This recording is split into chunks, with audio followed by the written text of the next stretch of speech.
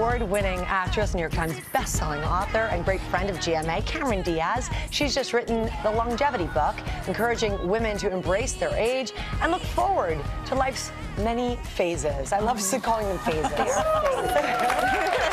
see you. Great to see you. Thank you. When last we saw you, you were right here with a wonderful group of women talking about your body book. And it was such a great, smart conversation. So now you get into aging. What inspired you to write this book? Well, I think that, you know, as we get older, there are phases of life that we enter into. And I was entering the phase of 40.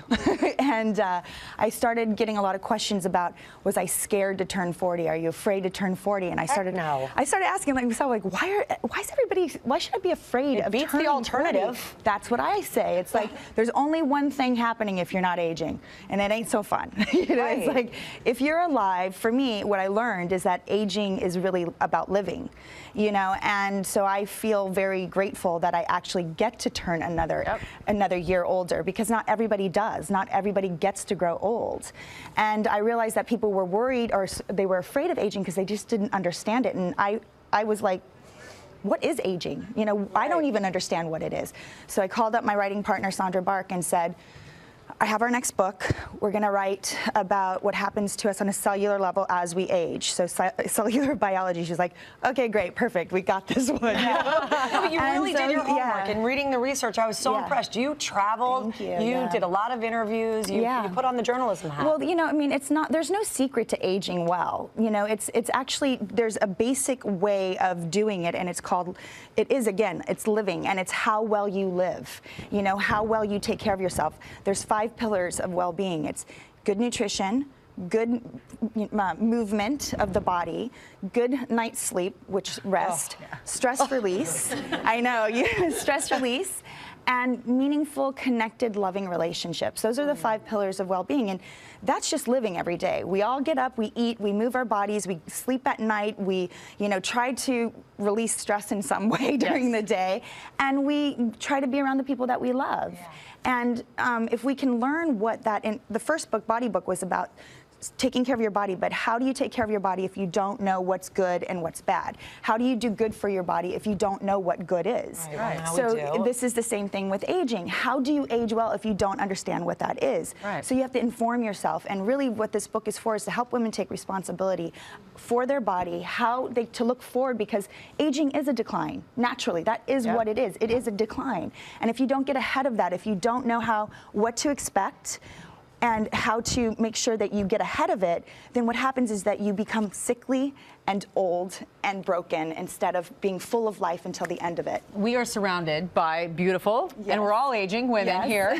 We have a couple who wanted to say something. Betty Ann Menza, who's 54, she says right now she's not feeling her best. Tell us what you're feeling. Yes, I definitely feel my age. I do go out with my kids that are in their 20s, and I have fun with them, and I have great parties at my house. But I definitely see myself gaining weight and getting wrinkles, but I try to be exercising more and eating well. You know, the thing, one of the parts of the research that was really I thought was very interesting is that people who accept aging actually age better. You actually put up to 6 years of more onto your life once you accept that you are aging. We can all do that, right? Embrace that. It's a way of, once you embrace something, it's a mindset, right? So the body follows the mind in anything. Totally makes sense. And so if you are accepting of it, and people who learn that you could actually age well, because a lot of people are afraid of aging, so they're scared of it, and then they don't do it well. If you know that you can do it well and you learn how to do it, and all those things are important, then you can keep moving forward with a better mindset and a healthier body. Monica is right there. You're about to turn 60. How are you feeling? Isn't this great? Oh, yeah. Somebody's owning it. I am owning it. I'm totally owning it. And I feel better than I've ever did. And Cameron, you're totally right. It's all about those 5 pillars. And I'm doing exactly that. And I'm embracing age. I'm going through menopause right now, and I don't have any of the symptoms that most women go through, because I believe our issues are in our tissues. And if you know how to release your emotions, good, bad, or indifferent, we can really feel the feelings and then just let them go. Monica, you should write a book. I know, did. really. I did. I did write a it's called How May I Serve, actually. Thank you for serving us with such great positive attitude and thank you and for spirit. inviting me here to share my experience. Great to meet you. Thank you. And it again, research shows that women going through menopause, once they accept it and they're not afraid of the symptoms, and that's another thing, knowing what the symptoms are, that they're coming at you, helps you to deal with them better when they come.